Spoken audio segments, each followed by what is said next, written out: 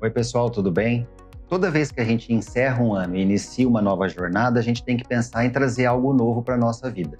E a minha mensagem hoje para vocês é, do ponto de vista das suas emoções, da sua saúde emocional, o que você tirou de lição negativa e positiva do ano de 2021 e o que você pretende melhorar para 2022?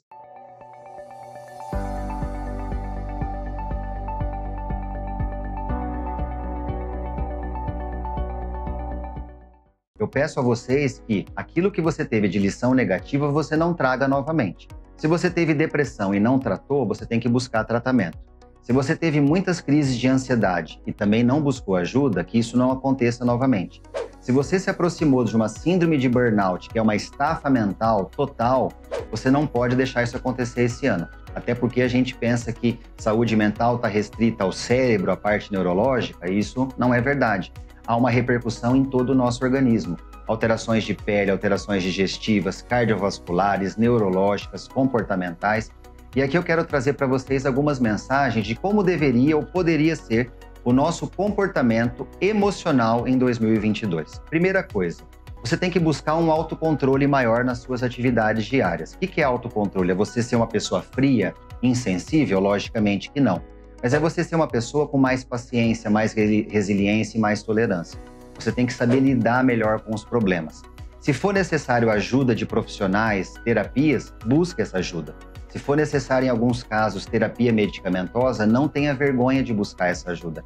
Muitas pessoas hoje precisam de um mínimo auxílio medicamentoso para uma estabilidade emocional. É muito importante que você tenha esse equilíbrio para não passar raiva, para não se descompensar, para realmente não dar chance do seu organismo ter problemas orgânicos decorrentes de um desequilíbrio muito sério. Então, primeira coisa, um autocontrole maior ao longo de 2022. Segunda coisa, tenha mais fé. Você precisa acreditar mais em você como pessoa, na sua capacidade, nos seus méritos. E também fé naquilo que você pode ocasionar, pode realizar ainda pela frente. A fé, muitas vezes, é aquilo que a gente não vê, é aquilo que a gente imagina, mas não palpa. Então, acredite mais, se baseie em algum princípio, aí você vai ter os seus princípios religiosos, filosóficos, mas tenha algum embasamento para você não ficar uma pessoa vazia. Terceira coisa, você tem que procurar se relacionar melhor com as pessoas que estão ao seu redor. Esse relacionamento significa respeitar diferenças, não é ter preconceito, não é brigar, não ter rejeição às pessoas, e muitas vezes a gente, ao longo do ano, a gente não percebe, mas a gente começa bem e depois começa a agir errado. Já começa a brigar, já começa a desprezar, debochar, ironizar. Isso é da natureza do ser humano.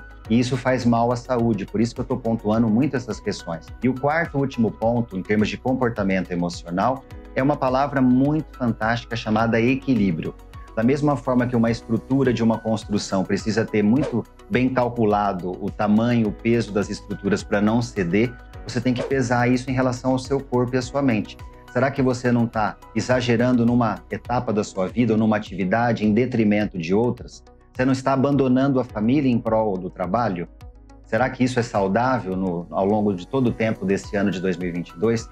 Será que você não poderia equilibrar melhor? E aí uma dica muito fácil é saber falar a palavra não. Quando a gente quer buscar o equilíbrio, a gente tem que saber conviver com a palavra não. Falar não significa ser chato, ser arrogante, ser antipático, nada disso. Falar não é simplesmente você criar limites para sua conduta, saber que você pode fazer tal coisa até certo ponto. E não queira em nenhum momento ser unanimidade ou agradar as pessoas, seja você. Tudo isso que eu estou colocando, esses 4 pontos que refletem um comportamento emocional, com certeza, se você cumprir minimamente esses 4 itens, você vai perceber ao longo do ano o quanto isso é importante para a sua saúde física e principalmente mental. Você vai ter sono melhor, você vai ter desempenho cognitivo melhor, raciocínio, memória. Você vai perceber que você não se pune tanto, porque muitas vezes a gente se pune e essa punição é muito ruim para a convivência pessoal, familiar. Ou seja, uma série de problemas emocionais e orgânicos que você deixa de ter adotando essas medidas de comportamento emocional. Pense nisso e procure valorizar mais esse comportamento emocional em 2022, lembrando sempre daquilo de errado e de ruim que aconteceu o ano passado.